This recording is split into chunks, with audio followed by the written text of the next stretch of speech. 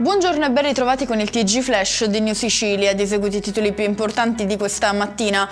Tragico incidente sul lavoro a Palermo. Il cedimento del braccio di una gru ha provocato la morte di 2 operai impegnati in attività lavorative, ferito anche un terzo uomo presente sul luogo. Incidente mortale tra 2 auto lungo la statale 113 all'uscita del centro abitato di Acquedolci, in provincia di Messina.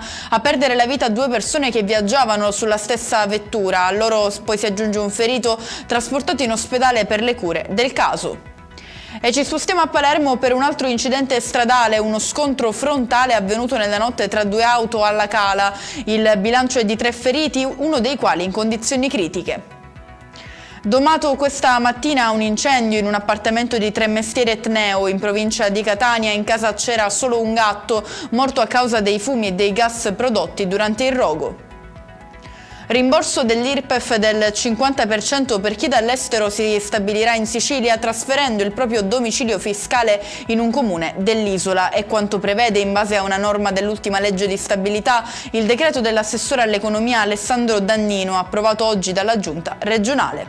E con questo è tutto. Prossimo appuntamento stasera alle 19:30. Grazie per averci seguito, buon proseguimento di giornata.